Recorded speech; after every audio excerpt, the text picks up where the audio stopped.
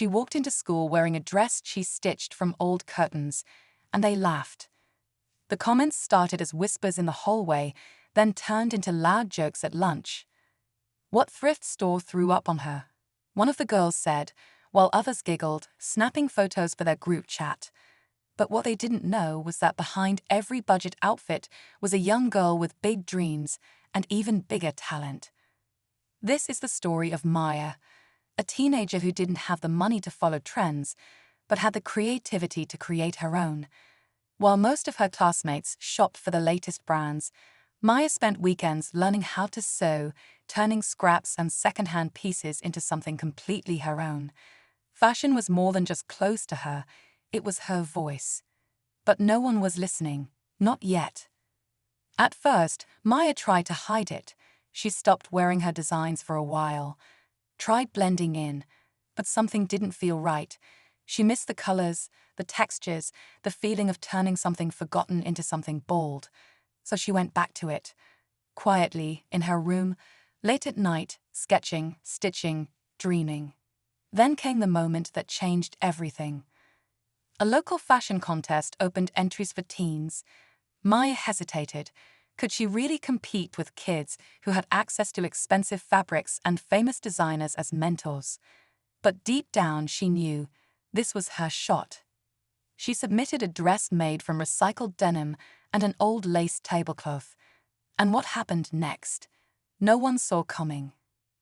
Because the girl they once mocked for her budget fashion was about to step onto a runway that would silence every laugh and start something much bigger. But how did Maya go from schoolyard whispers to flashing cameras? Stay with us. Maya never expected much after she hit submit on the contest website. In fact, she almost closed her laptop and walked away. It felt like a long shot. A girl sewing clothes in her bedroom with a borrowed machine and worn-out fabrics. Compared to the other polished entries posted online, hers looked different, raw, honest, maybe too honest. Days passed with no word. At school, nothing changed. The same side-eyes in the hallway, the same stares at her handmade outfits. Some classmates still whispered. One even asked if her dress came from the donation bin. But Maya kept showing up, wearing her pieces like armor. She didn't say much, but her clothes spoke for her. Each one was like a quiet rebellion. Then an email popped up. Subject line, "Congratulations." She stared at it, not sure if it was real. Out of hundreds of entries, Maya had been chosen as one of 10 finalists. Her heart raced. Finalists would be flown out to New York for the live showcase. A real runway, real designers, real stakes. But reality hit quickly. Flights weren't free. Materials for a second look? Not included.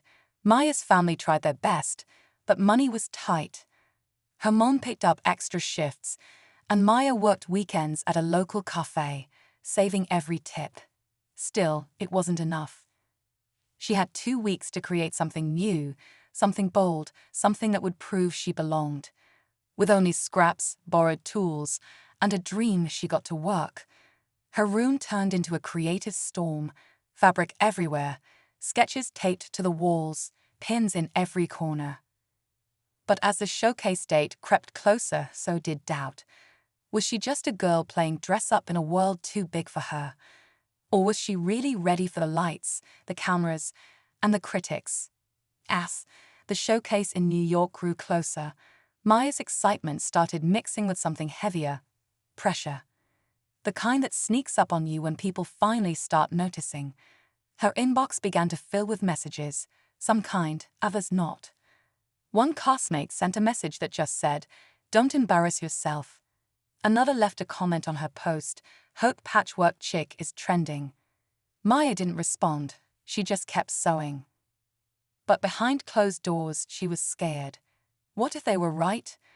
What if her budget fashion looked like a joke next to gowns worth thousands of dollars?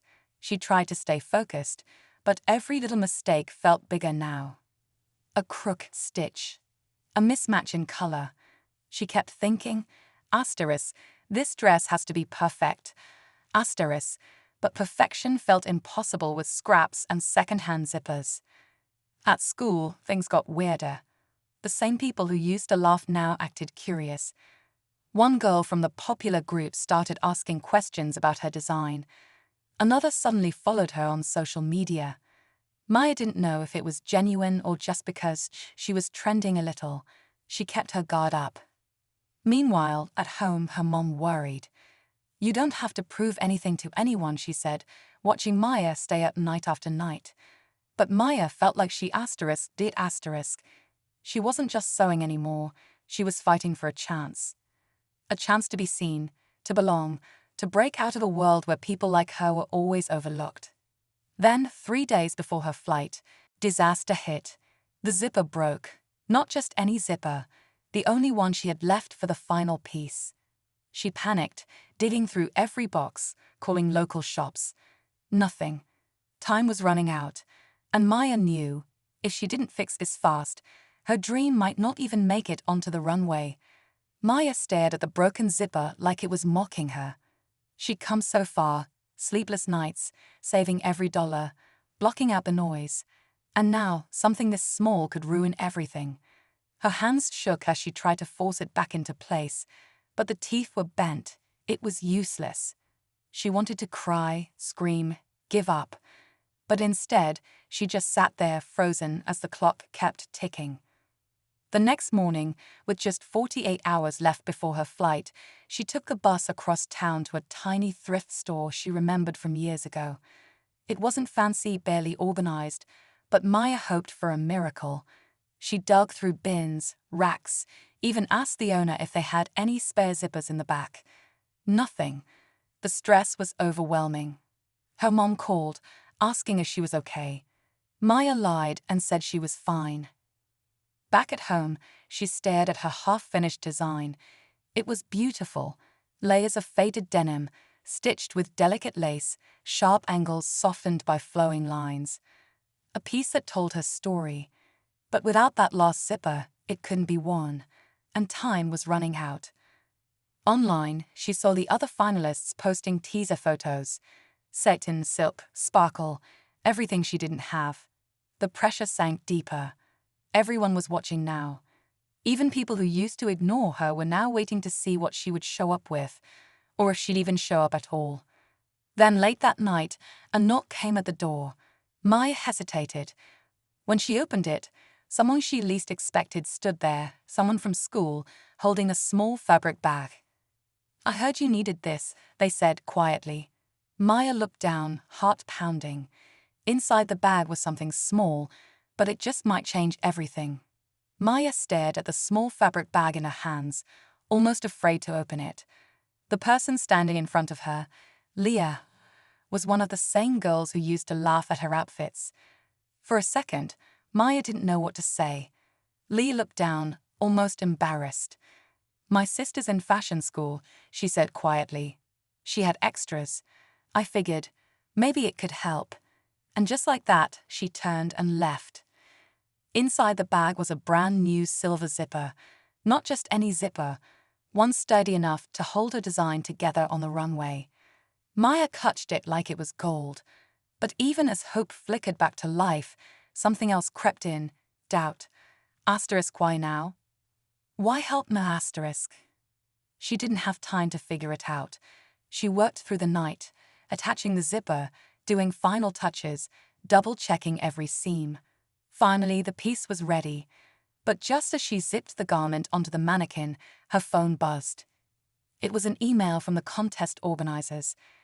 Her stomach dropped as she read the subject. Finalist guidelines update. Urgent *. They were changing the rules. Each contestant now had to present a second backup look, something unrehearsed, made from materials provided on site in a limited time. Maya felt the panic rising again. The other finalists had training for this kind of pressure. She didn't.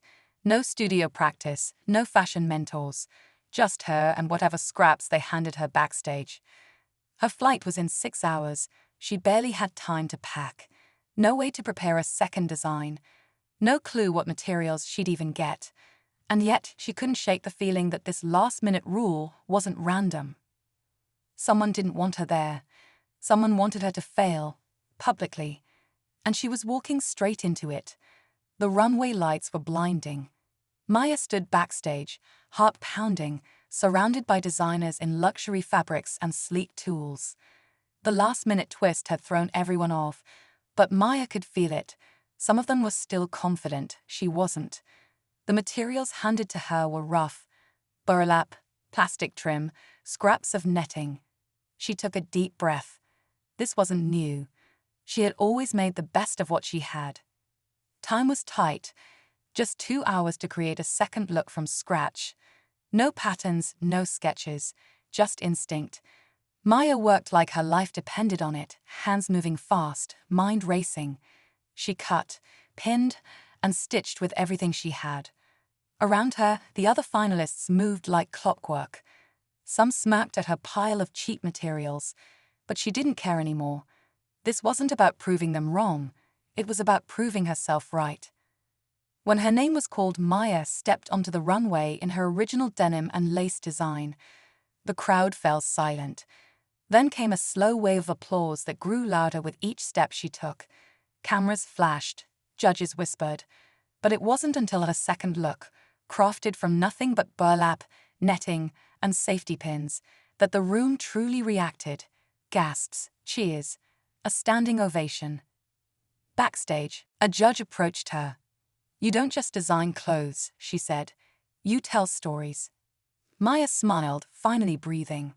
The girl they mocked for her budget fashion had just outshone designs worth thousands. But just as the event wrapped up, and Maya began to celebrate, she overheard a conversation near the judges' table. One of the finalists had tried to pull her entry at the last minute. Quiet emails, backdoor influence. Someone had tried to sabotage her. And now they wanted to meet her. But not to apologize. To offer her a deal. Maya sat in a quiet corner after the show, dress hem slightly frayed, makeup smudged from hours of stress and emotion. The judge found her again, this time with someone new, a representative from a major fashion house.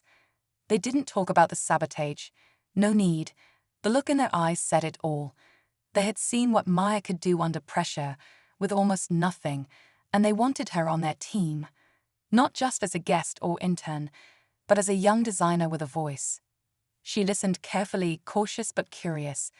This was the kind of offer that could change her life. But she remembered what it took to get here.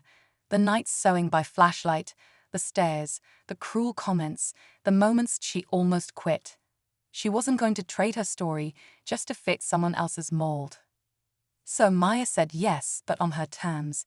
She would work with them, but only if she could keep designing the way she started, from scraps, second-hand finds, and stories stitched into every seam. They agreed. Back at school, the whispers changed. Some people apologized. Some pretended nothing happened. Leah gave a quiet nod in the hallway that said more than words. And Maya, she kept showing up in her handmade clothes, now not to hide or prove anything, but because that's who she was.